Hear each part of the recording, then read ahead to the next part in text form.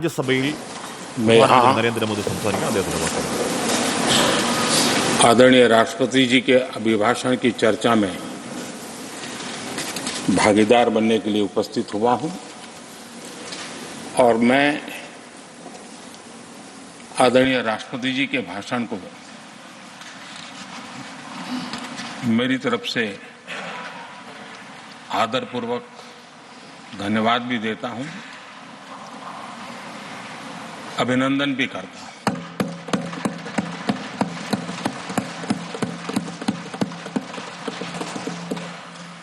आदरणीय सभापति जी, ये 75वां गणतंत्र दिवस ये अपने आप में एक महत्वपूर्ण माइलस्टोन है और उस समय संविधान की यात्रा के इस महत्वपूर्ण पड़ाव पर राष्ट्रपति जी का भाषण उसका एक ऐतिहासिक महत्व भी रहता है और उन्होंने अपने भाषण में भारत के आत्मविश्वास की बात कही है, भारत के उज्जवल भविष्य के प्रति विश्वास को प्रकट किया है और भारत के कोटि कोटि जनों का जो सामर्थ्य है उस सामर्थ्य को बहुत ही कम शब्दों में लेकिन बहुत ही शानदार तरीके से देश के सामने सदन के माध्यम से प्रस्तुत किया है। मैं राष्ट्रपति जी के इस प्रेरक उद्बोधन के लिए और राष्ट्र को दिशा निर्देश के लिए और एक प्रकार से विकसित भारत के संकल्प को सामर्थ्य देने के लिए हृदय से बहुत बहुत आभार व्यक्त करता हूं।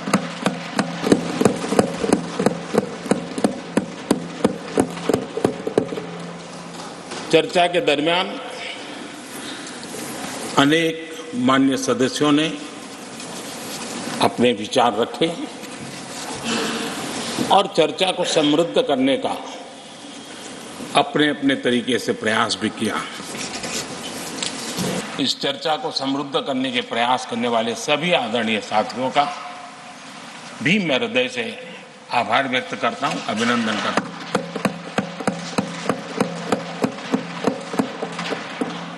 कुछ साथियों के लिए आलोचना करना, कड़वी बातें करना ये उनकी मजबूरी थी, उनके प्रति भी मैं संवेदनाएं प्रकट करता हूं।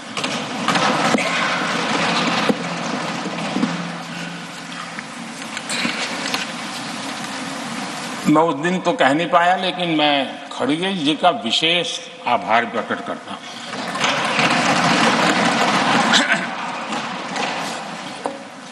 बहुत ध्यान से सुन रहा था खड़गे जी उस दिन में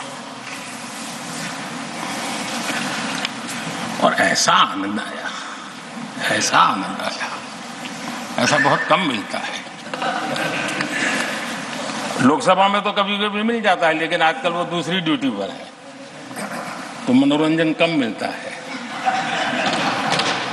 लेकिन लोकसभा में मनोरंजन जो कमी हमें खल रही है उस दिन आपने पूरी कर दी।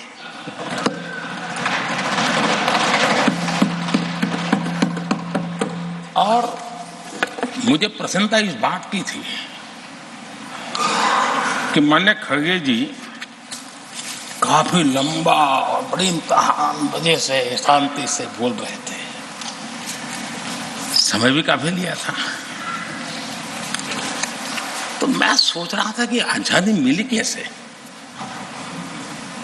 इतना सारा बोलने की आजादी मिली कैसे।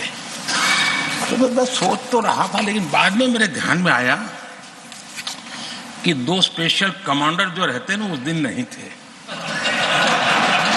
और आजकल नहीं रहते और इसलिए बहुत भरपूर फायदा स्वतंत्रता का आदरणीय खड़गे जी ने उठाया।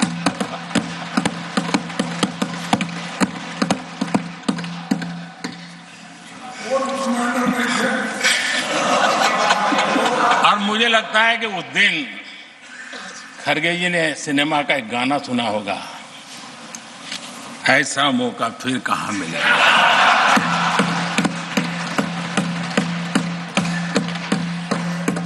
और खरगे जी भी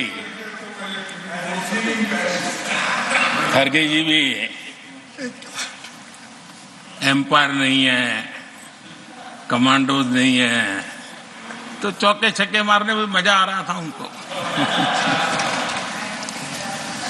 लेकिन एक बात खुशी की रही, उन्होंने जो 400 सीट एनडीए के लिए आशीर्वाद दिया था,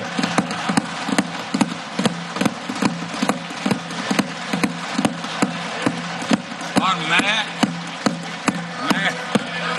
अरविंद जी के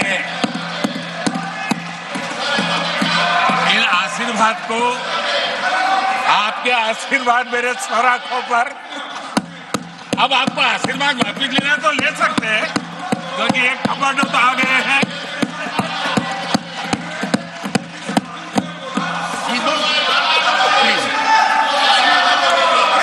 आदरणीय सभापति जी,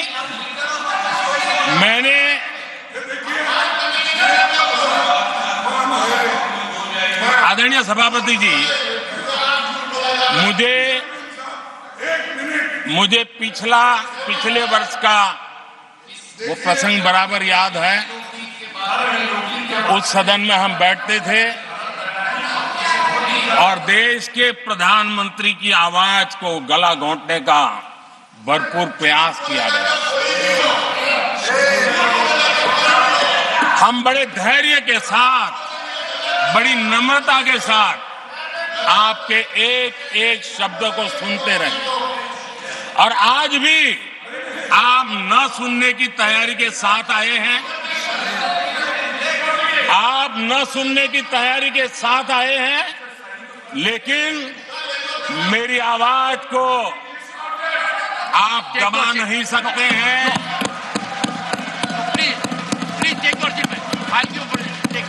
देश की जनता ने इस आवाज को ताकत दी हुई है। देश की जनता के आशीर्वाद से आवाज निकल रही है, और इसलिए आपने पिछली बार, मैं भी इस बार पूरी तैयारी के साथ आया हूं। मैंने सोचा था कि उस वक्त कि शायद आप जैसे व्यक्ति सदन में आए हैं तो मर्यादाओं का पालन करेंगे, लेकिन 1.5-2 घंटे तक क्या जुल्म किया था आप लोगों ने मुझ पर, और उसके बाद भी मैंने एक भी शब्दों की मर्यादाएं तोड़ी नहीं। आदरणीय सभापति जी, मैंने भी एक प्रार्थना की है, और प्रार्थना तो कर सकते हैं, और मैं तो करता रहता हूं। पश्चिम बंगाल से आपको जो चैलेंज आई है,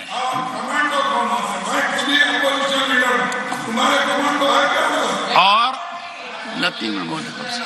पश्चिम बंगाल से चैलेंज आई है कि कांग्रेस 440 पार नहीं कर पाएगी, 40 पार नहीं कर पाएगी। मैं प्रार्थना करता हूं कि आप 40 बचा पाए।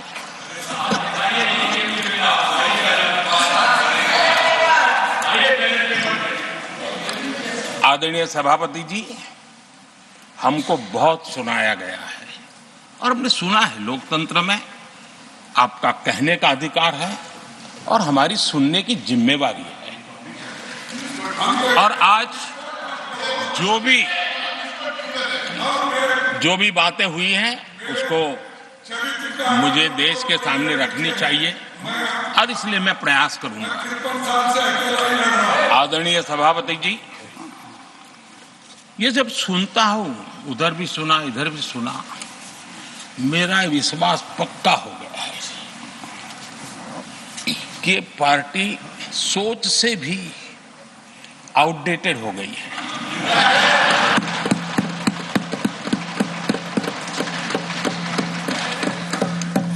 और जब सोच आउटडेटेड हो गई है, तो उन्होंने अपना कामकाज भी आउटसोर्स कर दिया है।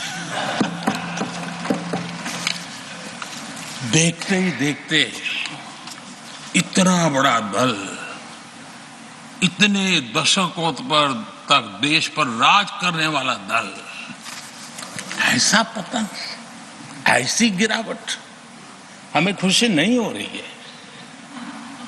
हमारी आपके प्रति संवेदनाएं हैं, लेकिन डॉक्टर क्या करेगा जी, पेशेंट खुद। आगे क्या बोलूं?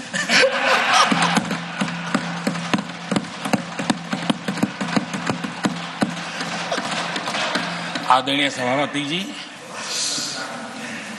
ये बात सही है कि आज बहुत बड़ी बड़ी बातें होती हैं, सुनने की ताकत भी खो चुके हैं, लेकिन मैं तो देश के सामने बात रखने के लिए जरूर कहूंगा। जिस कांग्रेस ने सत्ता के लालच में सरेआम लोकतंत्र का गला घोंट दिया था, जिस कांग्रेस ने दर्जनों बार लोकतांत्रिक तरीके से चुन करके आई सरकारों को रातों रात भंग कर दी थी, बर्खास्त कर दी, जिस कांग्रेस ने देश की संविधान लोकतंत्र की मर्यादाओं को जेल के सलाखों के पीछे बंद कर दिया था, जिस कांग्रेस ने अखबारों पर ताले लगाने तक की कोशिश की, आवाज, जो कांग्रेस देश को तोड़ने के नैरेटिव घड़ना का नया शौक उनको पैदा हुआ, इतना तोड़ा कम नहीं है, अब उत्तर दक्षिण को तोड़ने के लिए बयान दिए जा रहे हैं।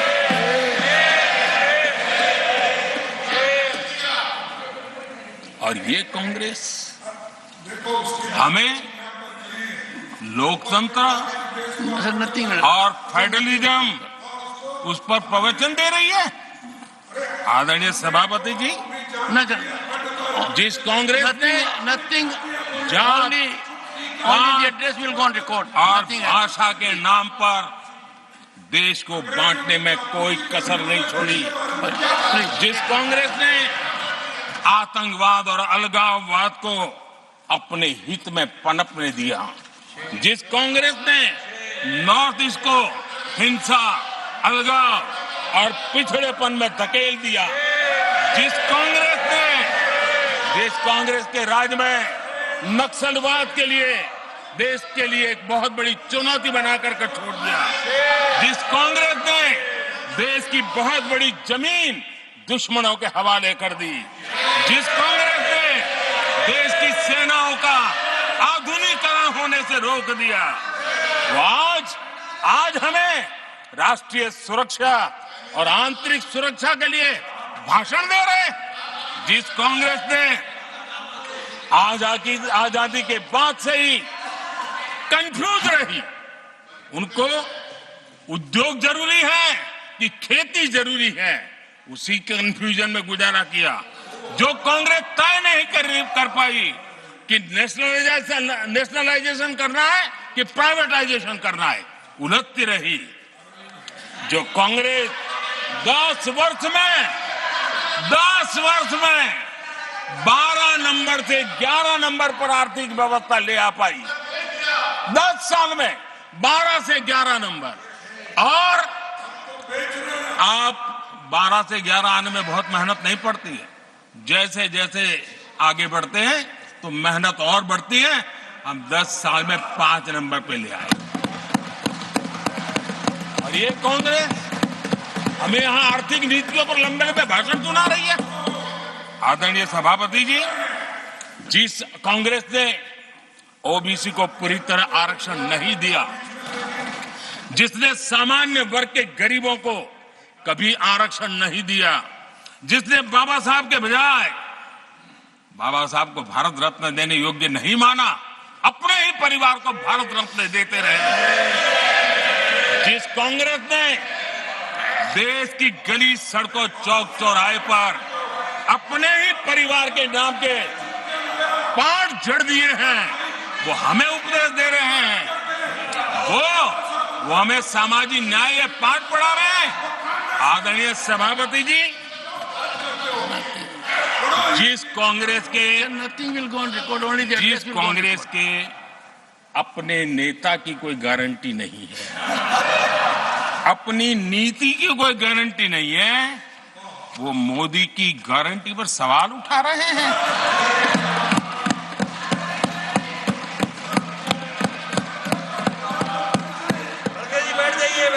आदरणीय सभापति जी, आदरणीय सभापति जी, यहां एक शिकायत थी,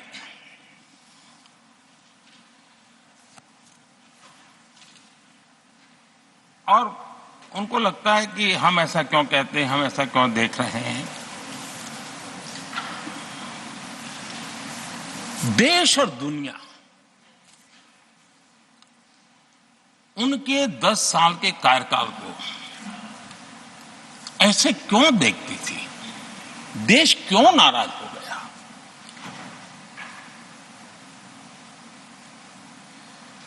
इतना गुस्सा देश को क्यों आया। आदरणीय सभापति जी, हमारे कहने से सब नहीं हुआ है, खुद के कर्मों के फल और अब तो सामने रहते हैं, वो कोई दूसरे जन्म में नहीं होते हैं, इसी जन्म में है। आदरणीय सभापति जी, कुछ हम किसी को बुरा नहीं कहते, हमें क्यों कहना चाहिए। जब उन्हीं को लोगों ने बहुत कुछ कहा हो तो मुझे क्या कहने की जरूरत है। मैं एक वक्तव्य सदन के सामने रखना चाहता हूं। मैं पहला कोट पढ़ रहा हूं। सदस्यगण जानते हैं, ये कोटेशन है, सदस्यगण जानते हैं कि हमारी ग्रोथ धीमी हो गई है और फिस्कल डेफिसिट बढ़ गया है। महंगाई दर बीते 2 वर्षों से लगातार बढ़ रही है। करंट अकाउंट डेफिसिट हमारी उम्मीदों से कहीं अधिक हो चुका है। ये कोट मैंने पढ़ा, ये किसी भाजपा के नेता का कोट नहीं है, नहीं ये कोट मेरा है।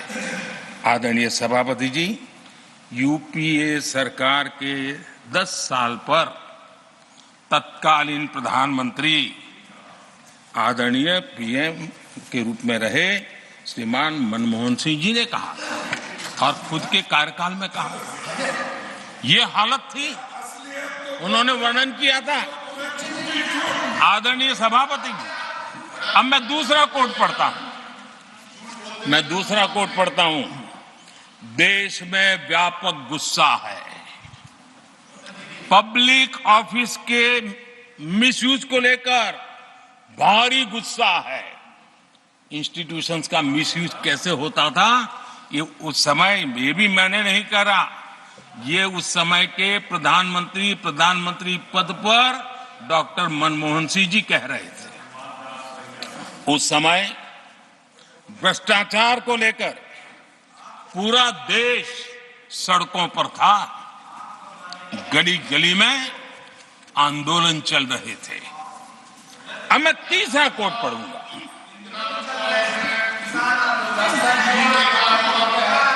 एक संशोधन की कुछ पंक्तियां हैं, इसको भी आप सुनिए। टैक्स कलेक्शन में भ्रष्टाचार होता है, इसके लिए जीएसटी लाना चाहिए।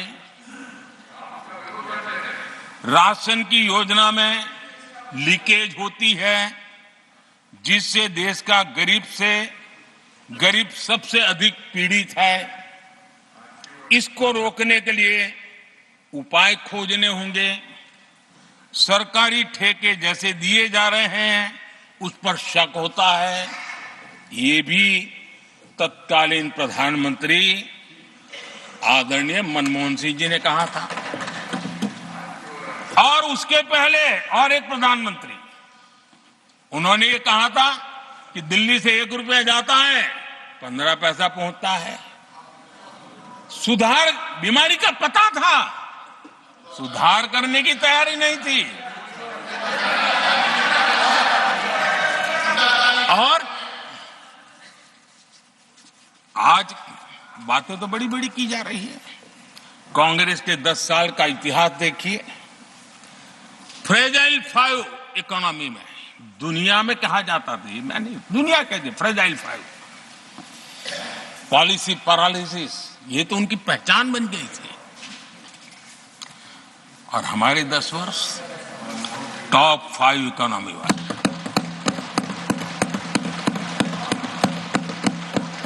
हमारे बड़े और निर्णायक फैसलों के लिए 10 साल याद किए। आदरणीय सभापति जी, हम उस कठिन दौर से बहुत मेहनत करके, सोच समझ करके देश को संकटों से बाहर लाए हैं। ये देश ऐसे ही आशीर्वाद नहीं दे रहा है। आदरणीय सभापति जी, यहां सदन में अंग्रेजों को याद किया गया। Unbecoming conduct, please continue. No please please. आदरणीय सभापति जी, इस सदन में अंग्रेजों को याद किया गया। अब राजा महाराजाओं का तो अंग्रेजों के साथ गहरा नाता रहा था उस समय, तो अब मैं जरा पूछना चाहता हूं कि अंग्रेजों से कौन इंस्पायर्ड था। मैं तो ये तो नहीं पूछूंगा कि कांग्रेस पार्टी को जन्म किसने दिया था, ये तो मैं नहीं पूछूंगा। आजादी के बाद भी देश में गुलामी की मानसिकता को किसने बढ़ावा दिया? अगर आप अंग्रेजों से प्रभावित नहीं थे तो अंग्रेजों की बनाई दंड संहिता, पिनल कोड, आपने क्यों नहीं बदली? आदरणीय सभापति जी, अगर आप अंग्रेजों से प्रभावित नहीं थे तो अंग्रेजों के जमाने के सैकड़ों कानून क्यों चलते रहे? आप अगर अंग्रेजों से प्रभावित नहीं थे तो लाल बत्ती कल्चर, ये लाल बत्ती कल्चर इतने दशकों बाद भी क्यों चलता? अगर आप अंग्रेजों से प्रभावित नहीं थे तो भारत का बजट शाम को 5 बजे इसलिए आता था क्योंकि ब्रिटिश पार्लियामेंट का सुबह शुरू होने का समय होता था। ये ब्रिटेन की पार्लियामेंट के समय के अनुकूल शाम 5 बजे बजट की परंपरा क्यों चलाए रखी थी आपने? कौन अंग्रेजों से इंस्पायर था? पर आप अंग्रेजों से प्रेरित नहीं थे तो हमारी सेनाओं के चिन्हों पर आज भी गुलामी के प्रतीक अब तक क्यों बने हुए थे? हम एक के बाद एक हटा रहे हैं। अगर आप अंग्रेजों से प्रेरित नहीं थे तो राजपथ को कर्तव्य पथ बनने के लिए मोदी का इंतजार क्यों करना पड़ा? आदरणीय सभापति जी, अगर आप अंग्रेजों से प्रभावित नहीं थे तो अंडमान और निकोबार, इन द्वीप समूहों पर आज भी अंग्रेजी सत्ता के निशान क्यों लटके पड़े थे? आदरणीय सभापति जी, अगर आप अंग्रेजों से प्रभावित नहीं थे तो इस देश के सेना के जवान देश के लिए मन मिटते रहे, लेकिन देश के जवानों के सम्मान में एक वॉर मेमोरियल तक आप बना नहीं पाए थे। क्यों नहीं बनाया? अगर आप अंग्रेजों से इंस्पायर्ड नहीं थे, प्रभावित नहीं थे, तो भारतीय भाषाओं को हीन भावना से क्यों देखा? स्थानीय भाषा में पढ़ाई के प्रति आप लोगों की बेरुखी क्यों थी? आदरणीय सभापति जी, अगर आप अंग्रेजों से प्रेरित नहीं थे तो भारत को मदर ऑफ डेमोक्रेसी बताने में आपको कौन रोकता था? आपको क्यों महसूस नहीं हुआ कि दुनिया में, आदरणीय सभापति जी, मैं सैकड़ों उदाहरण दे सकता हूं कि आप किस प्रभाव में काम करते थे और देश को सुनते ये सारी बातें याद आने वाली है। आदरणीय सभापति जी, मैं एक और उदाहरण देना चाहता हूं। कांग्रेस ने नैरेटिव फैलाया और इस नैरेटिव का परिणाम क्या हुआ कि भारत की संस्कृति और संस्कारों मानने वाले लोगों को बड़े हीन भाव से देखा जाने लगा, ढकियानों से मानने लगा गया और इस प्रकार से एक हमारे अतीत के प्रति अन्याय करने की नौबत आई है। अपनी मान्यताओं को गाली देते हैं, अपनी अच्छी परंपराओं को गाली देते हैं तो आप प्रोग्रेसिव है। इस प्रकार के नैरेटिव गढ़े जाने लगे देश में और उसका नेतृत्व कहां होता था ये दुनिया भली भांति जानती है। दूसरे देश से आयात करना, उसको गर्व का, और भारत की कोई चीज है तो दूसरे दर्जे की है, ये स्टेटस बना दिया गया था। ये स्टेटस सिंबल बाहर से आया, मेड इन फॉरेन स्टेटस बना दिया था। ये लोग और लोकल बोलने से बच रहे हैं। मेरे देश के गरीबों के कल्याण का काम है। आज आत्मनिर्भर भारत की बात उनके मुंह से नहीं निकलती है। आज मेक इन इंडिया कोई बोलता है तो उनके पेट में चूहे दौड़ने लग जाते हैं। आदरणीय सभापति जी, देश ये सब देख चुका है और अब समझ भी चुका है और उसी का परिणाम आप भुगत भी रहे हैं। आदरणीय सभापति जी, राष्ट्रपति जी ने अपने अभिभाषण में विस्तार से चार सबसे बड़ी जातियों के विषय में हम सबको संबोधित किया था। युवा, नारी, गरीब और हमारे अन्नदाता। हम जानते हैं इनकी समस्याएं ज्यादातर एक समान है, उनके सपने भी एक समान है।